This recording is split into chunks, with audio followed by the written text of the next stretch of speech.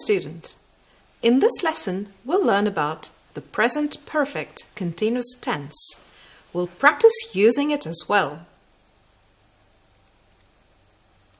Sheena and Dylan are having a conversation.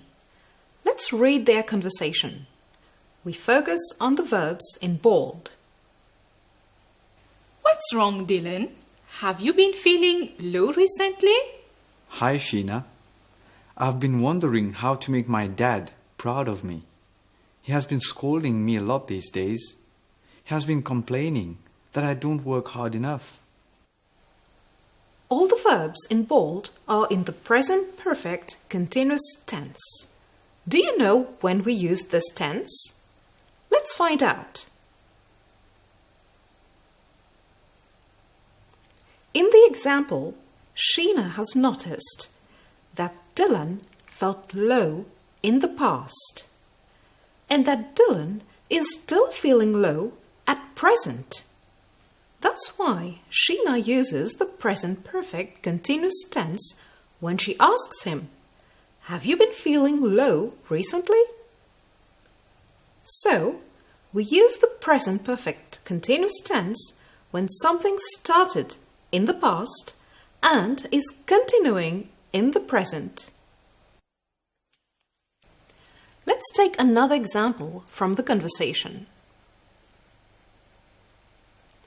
In the past, Dylan reflected on how to make his dad proud of him. Dylan is still thinking how to do this now. So, Dylan uses the present perfect continuous tense have been wondering to show that his action of wondering started in the past and is ongoing in the present. Remember, we use the present perfect continuous tense when referring to something that started in the past and is continuing now. Let's go back to these verbs that are found in the conversation between Dylan and Sheena. Have been feeling and have been wondering. Both verbs are in the present perfect continuous tense. What do we notice? In both cases, we use have and been. And in both cases, the main verbs end in ing. Now let's take some examples from the conversation to work out how this tense is formed. He has been scolding and he has been complaining. You will note that there is has plus been plus a verb ending in ing. Has is used with he. Note that we use has with pronouns he, she, and it, and nouns in the singular form. We also have these other examples from the conversation. Have you been feeling? I have been wondering. In these two examples, there is have plus been plus the verb ending in ing. Here, have is used with you and I.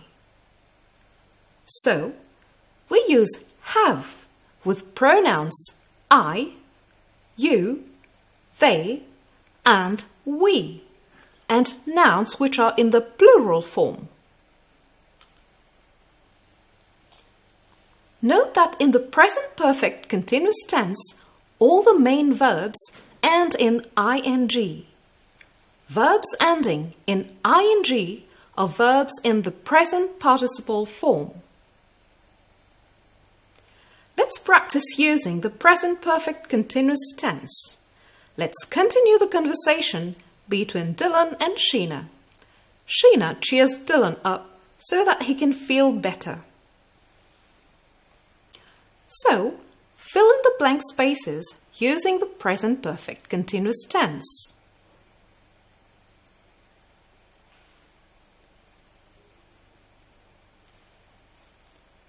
And the answer is... You are not a disappointment. Look at all the positive things you have been doing recently. Have been doing. Ready to try another sentence? Sheena adds, think of the answer. You have been behaving nicely with everyone. Correct. The answer is, you have been behaving. Have been behaving is in the present perfect continuous tense because Dylan behaved well with everyone in the past and he is still behaving well with everyone now. Let's try a third sentence. Sheena tries to convince Dylan. You have been making friends with everybody. Wonderful! The answer is, you have been making friends with everybody. Have been making. If you want to know how Dylan feels, continue reading the conversation on page 19 of your textbook. You can practice further by completing exercise 4B. All the best! To end this lesson, let's do a recap. We learned that we use the present perfect continuous tense to refer to something that started in the past and that is continuing in the present. Remember, we use has or have plus been and the main verb ends in ing, that is in the present participle form. Examples: has been scolding, have been wondering. I hope you feel confident and will use this tense in your own writing. Remember to continue practicing. Thank you for watching. Goodbye.